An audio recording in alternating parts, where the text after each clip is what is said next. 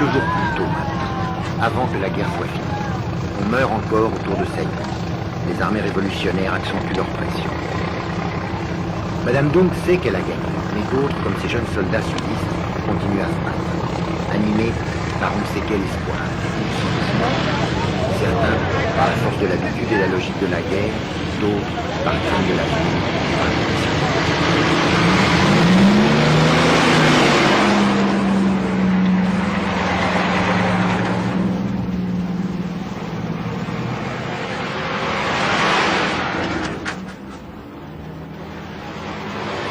Như không sợ nữa. Vì là lính chấp nhận hết đó. Chúng ta lần một toàn người hiên ngang trên là dòng hát cười đùa vang vắt còn Việt Nam chiều con tim để còn chiều khối kiêu hùng là giờ trong lần gì chẳng như lo được.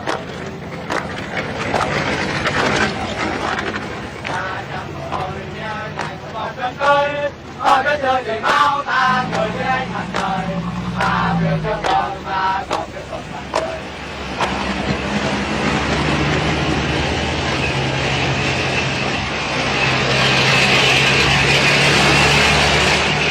La situation était grave, sérieuse, mais pas désespérée.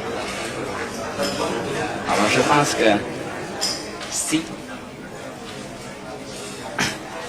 les combattants, c'est l'armée vietnamienne, peuvent tenir debout pour un certain temps, suffisamment pour des entretiens avec les communistes, et on pourrait atteindre à des clauses acceptables. Vous vous sentez capable de vivre avec les communistes? De vivre avec les communistes, franchement dit, je ne suis pas un capitaliste et au point de vue de distribution des biens, ce n'aurait pas un grand problème. La question de liberté, ça serait à voir. Mais, par exemple, si ici, on va subir une défaite immédiate, je pense que ce serait une catastrophe. Mais si on a un certain temps, un délai de quelques années, pour chercher, pour les communistes et les nationalistes, chercher à se comprendre et à s'adapter. Je pense que ça va s'arranger bien. Si tout le monde cherche à s'en aller, à s'enfuir et se montrer égoïste, lâche, ça serait fini.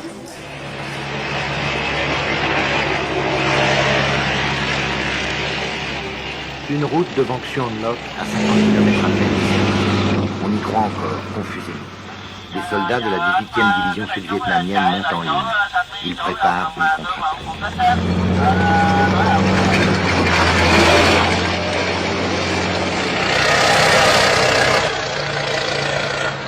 Une fortification dérisoire pour tenter de stabiliser un front qui n'existe plus. La 18e division attend une attaque frontale, mais les Bedoy ne jouent pas le jeu. Ils contournent les défenses en tenaille. Le 27 avril au matin, c'est la dernière véritable bataille de la guerre du Vietnam, à Trong Bom, à 40 km de Saigon. Vous avez déjà vu ces images au journal télévisé, le dernier document que nous avons pu expédier vers Paris avant que les communications soient coupées pour un mois.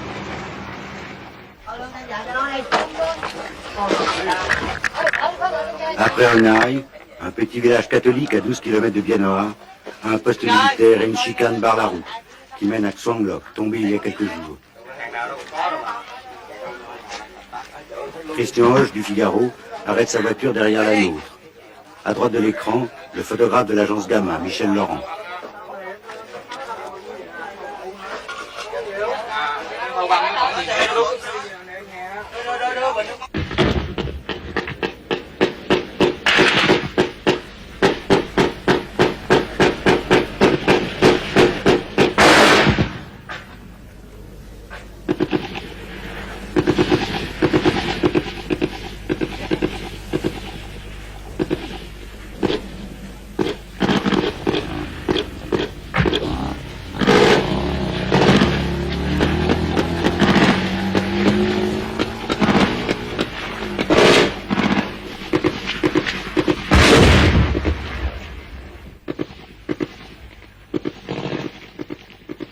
Jean-Pierre Moscardo va se replier en faisant signe à l'ingénieur du son, Claude Fabre.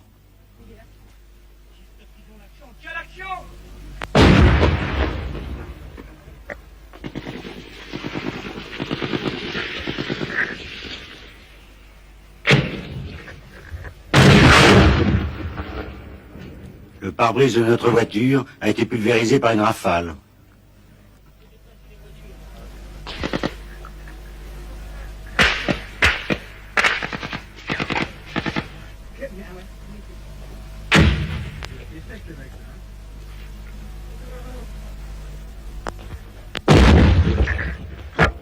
La voiture du Figaro est touchée par un obus de mortier. Derrière Fabre qui court, Laurent s'arrête, se retourne. Christian Hoche n'a pas suivi. Les miliciens du village tirent sur les Nord-Vietnamiens qui arrivent. L'un d'eux court à la voiture de nos confrères.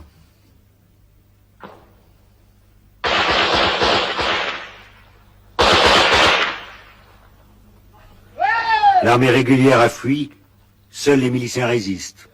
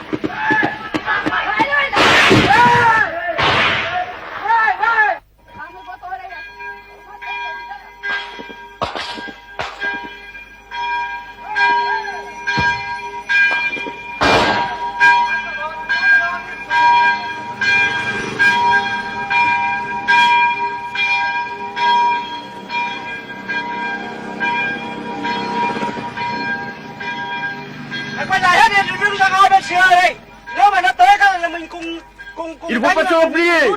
Oh, oh les enfants, il ne faut pas attendre oh, il faut attendre l'armée. Il faut mourir, on va mourir ensemble.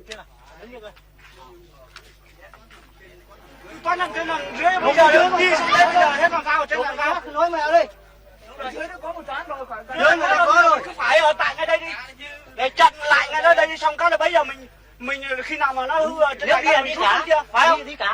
Chứ bây giờ mình cứ đi lẻ tẻ chết bây giờ ạ.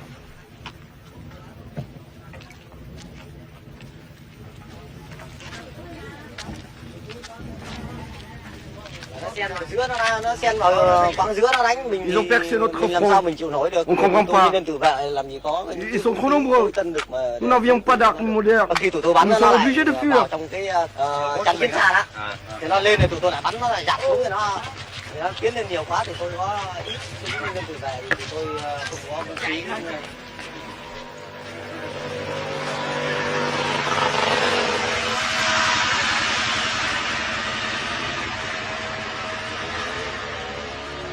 Họ đã chiến đấu. Pourquoi se battre? L'armée elle-même ne se bat plus. Chúng tôi nhìn lên chỗ pha mà.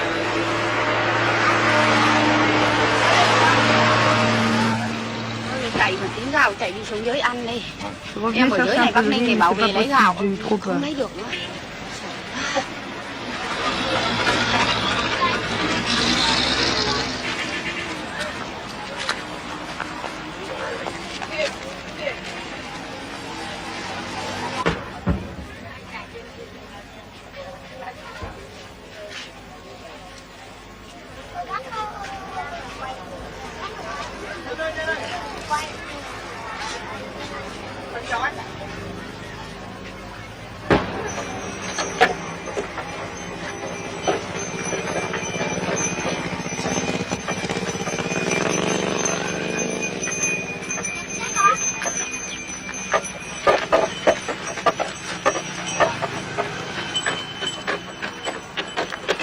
Une autre armée, l'armée infinie des réfugiés. Seuls quelques miliciens catholiques, déjà réfugiés du Nord, ont fait le coup de feu à la porte de leur village. l'armée régulière s'est évaporée. Entre l'armée révolutionnaire et Saigon, il n'y a plus que quelques desperados, rangers ou LF parachutistes. Les réfugiés ont quitté leur camp pour prendre la route de nulle part, au milieu des dernières escarmouches.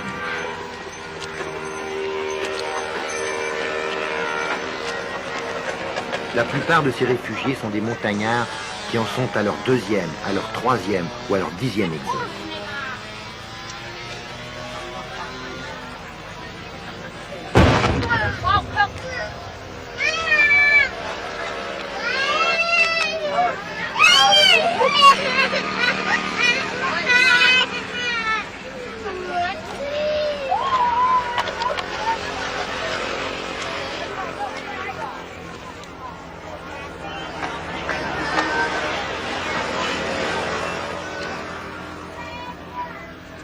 Ici, l'autoroute dite coréenne, à 15 km de Saigon. Les fuyards n'ont pas le droit d'entrer en ville. Des camions militaires en panique frôlent les colonnes, arrachent ici et là une jambe ou une tête.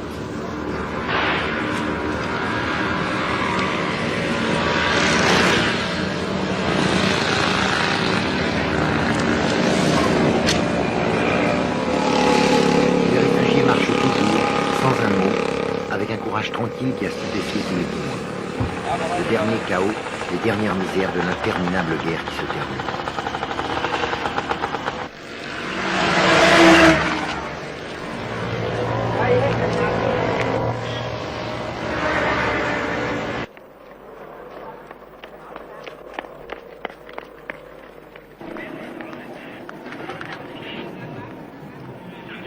Lundi 28, à 2 jours de la fin, le pont de Xalo à l'entrée de Saigon. Même pas une bataille. Quelques rangers défendent le pont contre l'armée qui déferle. Les hélicoptères appuient leur baroud d'honneur.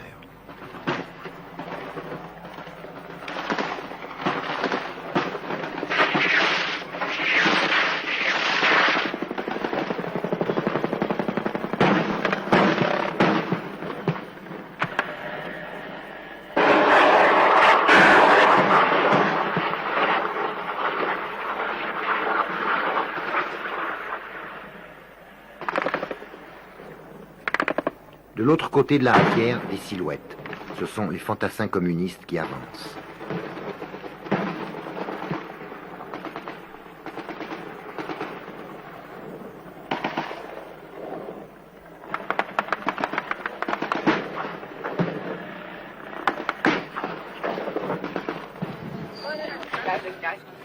Ne cours plus. Je ne vais pas mourir, n'est-ce pas? Pitié. J'ai trop de sang qui coule. Arrêtez le sang, arrêtez le sang.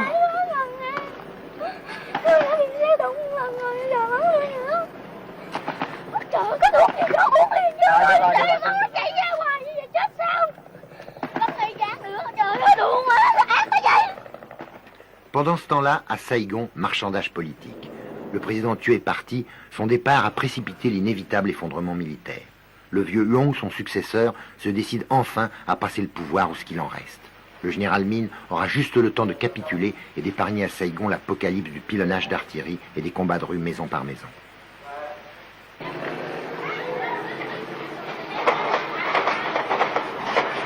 Il est trop tard, bien trop tard pour un compromis politique. Le pouvoir révolutionnaire, pour bien montrer qu'il refuse Min, envoie 2 avions A-37 mitrailler le palais et la ville. Toutes les armes de Saigon se mettent à tirer n'importe comment, n'importe où.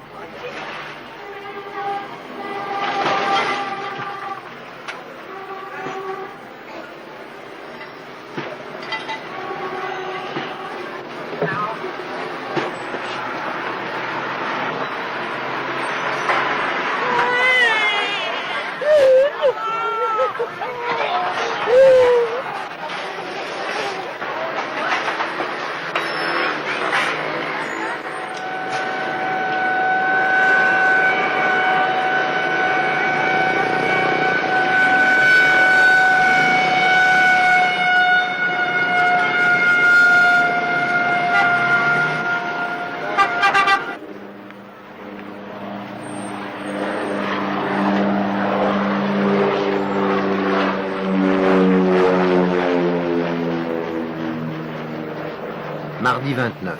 le commencement de la fin. Les gens, pour quelques heures, désertent la rue et se cachent chez eux. Interdiction de quitter Saigon, les routes sont coupées.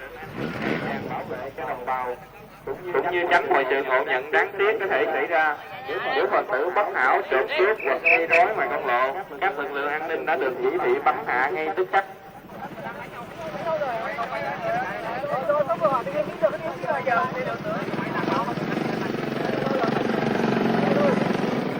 Theo thông cáo số 19 của Tòa Bạch lệnh giới nghiêm đã được ban hành 24/24.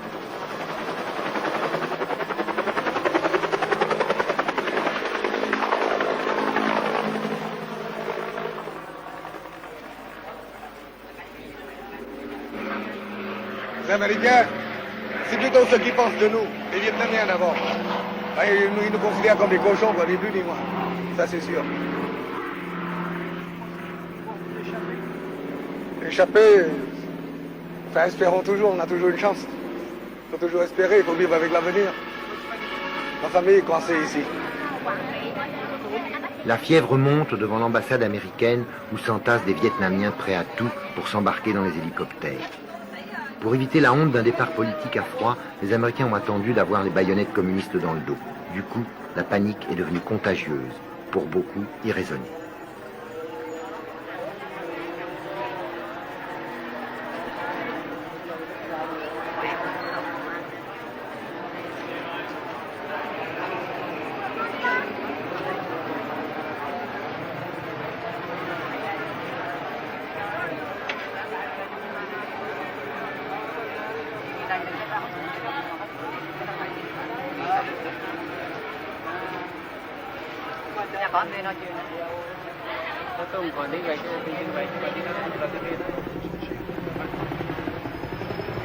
Des dizaines, des centaines d'hélicoptères se sont succédés jusqu'au matin sur le toit de l'ambassade et des bâtiments étrangers. Les élus attendaient leur tour de partir, leur mince fortune dans un petit sac, vers les bateaux de la 7e flotte, puis vers Guam et les États-Unis. Pour quel destin?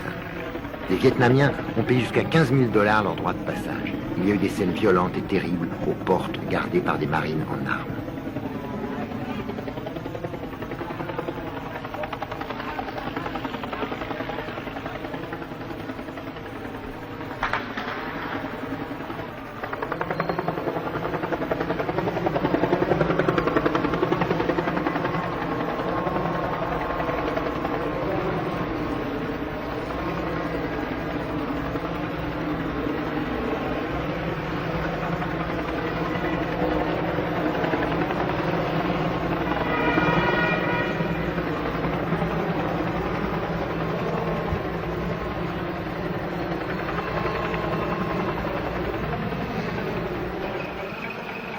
Dans les autobus qui partaient vers Tan Son Nhut, vers les derniers avions, les places étaient chères aussi, seulement pour les Vietnamiens.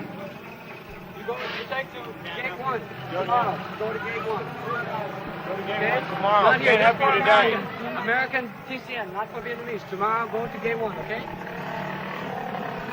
No, I know, but I have to agree. You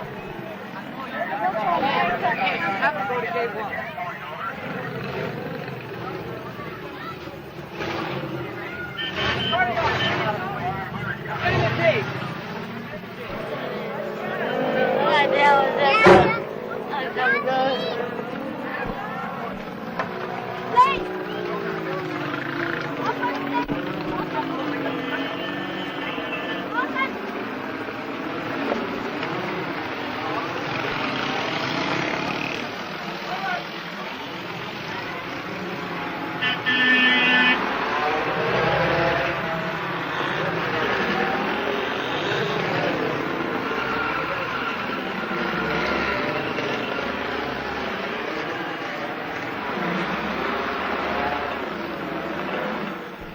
Pourquoi vous partez? Nous suivons le peuple qui part. Et vous partez de Saigon? Peut-être. Vous avez peur?